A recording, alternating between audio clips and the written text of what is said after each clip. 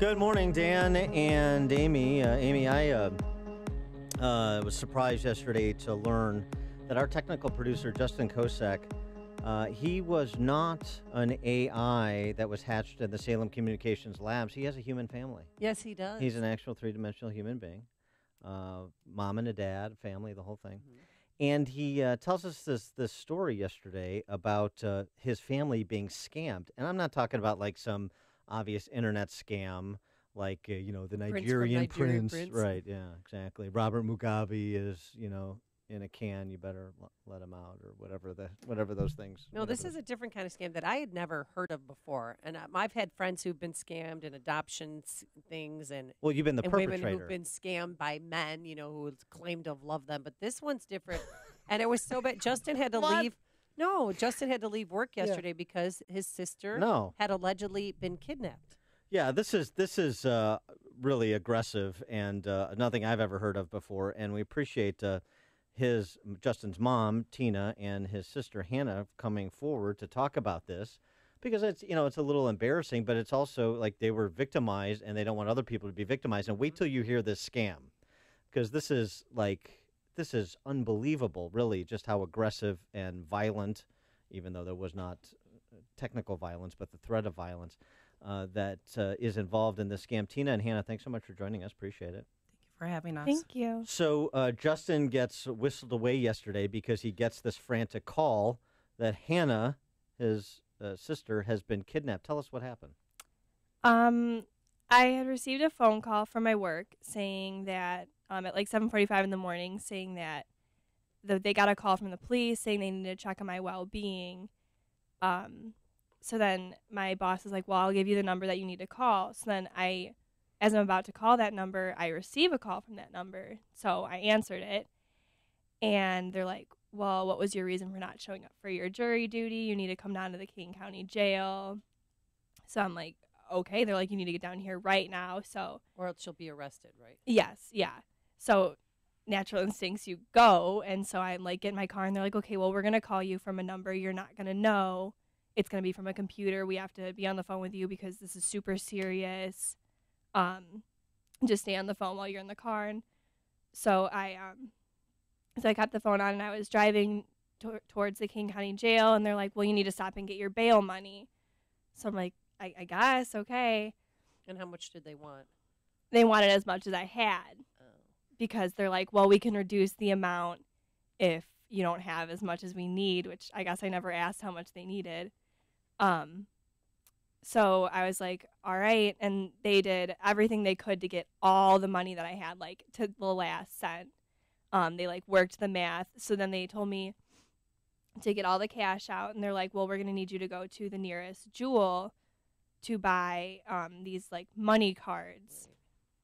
And which I was kind of like, I didn't think twice about it because I just wanted to get it over with. I didn't want to go to jail, obviously. Right.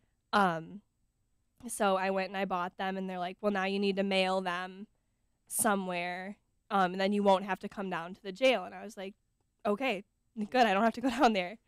And so I go. Did they identify themselves? Did they say, we're from the Kane County State's Attorney's Office? Or from the Kane County Sheriff's Department. Okay. Which is exactly who I was told to call. Right. And so I go and I get the envelope and I package it up, and they told me like this address in Atlanta to send it to. So I was just like, all right, if that'll get me out of this, whatever. And then they like put me on hold for about a half hour then. And they had been asking me who my emergency contact would be. And so I said my mom, because that's always my emergency contact. And they really got into like some personal stuff with me and my mom. They knew personal details about you that, so you thought it was legitimate because of the intricate knowledge they had of you, right? And I've heard of the jury scam before, but then they took it a step further and called you, and what did they claim? At the same time, they had her running around doing her ruse, not being able to hang up her phone. Her number comes up on my caller ID.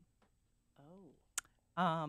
And it's two unknown gentlemen that claim they have my daughter, and they are going to do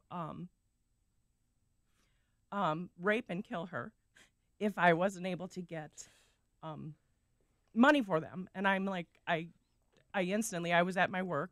You need to walk out. You need to walk out now. You need to get to the bank. You need to get money. And I said, how much do you want? I'll let you know. They just, you have to stay on the phone. At the same time, I motioned to one of my coworkers, you know, I said, help me. And I mouthed the words. And through that, I was able to get her to come with me. I went to the bank. I was able to write down Justin's number, her dad's number, my husband's number, just so she was able to. I didn't really want her to contact the police because they said if I contacted the police, that they would hurt her. That I wouldn't have her. And then they told me those personal details that they were able to rip out of her, tell us something, and I only learned in the end, connected this all together. Well, they knew about a tattoo on her wrist. And they knew about a tattoo on her wrist. They said they were going to cut that off and send it to me. Oh, sorry.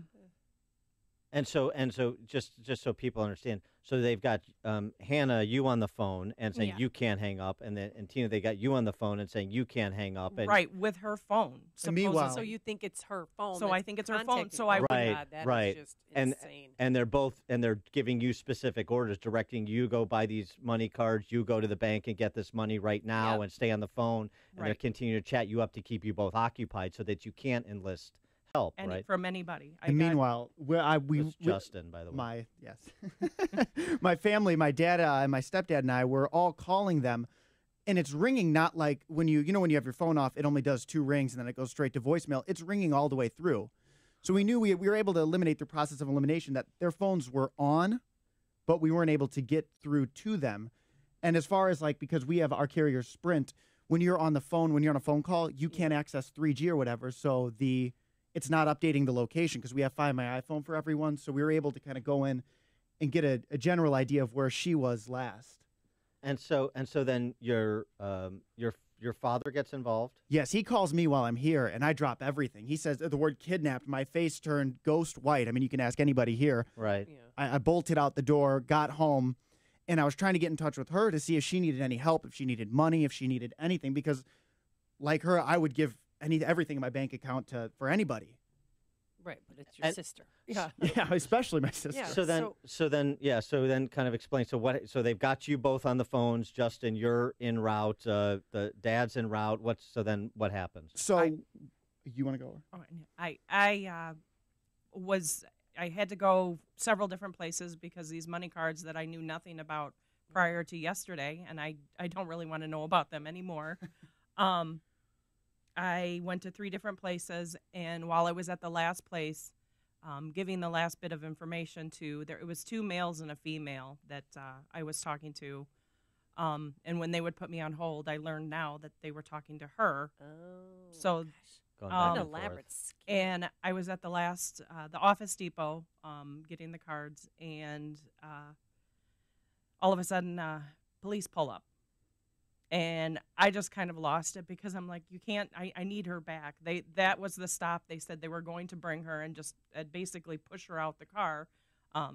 So we didn't see anything. At the Home Depot you were at? At the Office Depot, yes. Office Depot you were at, I'm sorry. Yes, absolutely. So, and from then on, the Carroll Stream Police were involved, and they, excuse me, they had the police report already. They were in contact with. Yeah. All morning they were kind of at the house. The alleged kidnappers, did they say where they were holding her, or they did? They didn't say. They knew, and see, we still don't know. They knew some other personal details of basically the whole outfit she was wearing. Ugh. We can't figure that out. Everything else we can pretty much figure out. I don't know. That made it real. I mean, things got real quickly. Absolutely. Absolutely. And so you're at the Office Depot, and then the police are involved, and then so how does this resolve itself? Where you kind of understand she's safe and right? They were trying to get me to hang up the phone, and I said I don't. You're scamming. You're getting scammed, ma'am. You need to hang up the phone. Give me the phone. I'll talk to them. And they're telling me to drive away from the police, and I said no way. I can't do that without them following me. Well, and then these guys were aggressive. I mean, they weren't nice to you. No, they were were nice fine. to Dad. Oh, No, they were nice to Dad. They were fine. I knew they had pinged her phone. One, they found out that the call kind of came from a landline in Kentucky because they morphed her phone number. Oh, I see. So it had come from the landline in Kentucky. So at that point, I really kind of knew, but at that point, I still didn't know where my daughter was. So then how did you two finally meet? What happened? So I'll tell this kind of from my perspective. I was at my house then with the police and kind of everybody, and my dad, drove around a little bit, seeing if she was out and about. And my dad gets back, and I'm inside my house, and I hear this loud thing coming from his car, and he's now on the phone with these scammers, and they're screaming at him. And he said they're vile, they're F-bombs every other word. They're gonna rape her, they're gonna kill her, they're gonna cut body parts off and mail them to him. They're gonna skin her. Not nice at all, demanding. And at one point they said, "Oh, you can talk to her." And he's like, "Okay." And they got quiet for a second. He's like, "Can I talk to my daughter?" And they're like, "No, you gotta go to the bank now, get us our money, or else we're gonna kill her." And so my dad went to the bank. He went to try to find a Chase Bank because that's the bank that he's going to. So he doesn't know the area that these guys live in, so he was kind of unfamiliar with it. He knew of one Chase Bank that was further than the closer one, and he just had happened to go to the further one. And at that moment, when he got to that Chase Bank, he saw her sitting in her car on the phone. Hannah, your sister. Yes, my sister on the phone in her car. So how I had gotten there, after I had bought the money cards and allegedly mailed them, they told me they're like, "Actually, you do need to come down to the jail. We need you down here right now." So I drive all the way down there, and they're like, "Well, actually, can you go to this address?" I had never heard of it, never heard of the town that it was in, but they're like, "Your mom's going to meet you there." And I was like, "Well, I couldn't use my GPS since our Sprint." And they're like, and they started to kind of get aggressive with me, and they're like, "Seriously, you can't use it." But then they started to back off. And me and Justin kind of put it together that they weren't going to get aggressive with me because if they lost me, then they lost the whole thing. Yeah. So, and then they're like, "Well, would it be easier for you to meet your mom at the post office?" So I'm like, "Yes, that's perfect." So I go and I sit at the post office for like an hour, and they come back on the phone. They're like, "Well, you need to go to Jewel," because they wanted to get like the last bit of my money, like down to the last cent, like they were trying their best. And so I just drive to the Jewel, and they're like, I was like, "Well, does my mom know to go there?" And they're like, yeah. So and then they had asked me, they're like, "Well, maybe just go down to the courthouse." And I was like, "I'm done. Like, I'm not going down back to the courthouse where I was at the jail." And they're like, "Well, can you actually just go to the Chase Bank you were at before?" Which the one I was at before was farther. So I said, "Why don't I just go to the closer one?" They're like, "Fine," which happened to be the one that my dad was at. So what was it like when you saw him? I was just so surprised to see him because I knew that like I had listed my mom. So I was just like, now he's here too. And it was just so shocking and overwhelming seeing everyone. And I mean, when I saw her, I ran out of the car. Yeah. The car was still in motion that I was in, and I ran out of the car and picked her up, and it was like, it's right out of a movie. Yeah. And so but ultimately they did scam you out of a bunch of money, right? Thousands of dollars, right? Yeah. Yeah. I mean, it's one of those things. It's obviously that you're just recounting it. I know how emotional it is. It's scary. It's frightening. It's your child, and you're getting a call from somebody impersonating law enforcement. So of course you're going to defer and say, "Well, I better do what they say because I don't want to be in trouble." Exactly. So I mean, it's almost like a Hollywood script. Some of these movies. Oh yeah, and like I'm sure that this isn't the Colin first Farrell time movie. that they've done this, but that's why I want to thank you guys for coming forward because if the yeah. public doesn't know about it, they're going to do it again. Absolutely. I want And to I've heard save about someone. the jury thing, but the kidnapping that adds a whole new dimension to how evil and sick and deprived these people. Absolutely. And there's a special place in hell for them. For 2 hours, I thought they were gone. She wasn't answering her phone, and she was nowhere to be found. So I thought we were going to lose both of them in the scam. And Right, because they're manipulating. They've Both got of them, enough. yeah. They've got enough Money. people that they're manipulating and kind of keeping all the moving parts moving. Carroll Stream Police, Elgin Police are working to try and find these people. We do have police reports in South Elgin and Carroll Stream. I wish we could get the FBI involved somehow. But you set up a GoFundMe? yes, I set up a GoFundMe. It's the holiday season. The worst time this could have happened. Any little bit you can donate. Go to GoFundMe.com/Kosek, KOSEK, Kidnapping Money Scam. It's on our Twitter page too, and maybe Facebook. And if you go there and donate as much as you can, anything is appreciated. Did they just wipe you out of everything? Basically what I had in my savings. Oh, my God. It's terrible. I'm so sorry. Well, we're very sorry that this happened to you, especially because we have such an affinity for young Jason here. Justin here. As Jason, as Amy calls him. Jason. I have done that. We call him Justin. Yeah. Hannah and Tina, thank you so much for joining us, for telling this difficult story and kind of warning, our listening audience about these scam artists that are out there and just how aggressive and, frankly, sophisticated they are. So we appreciate your time. Absolutely. Thank you. If you're talking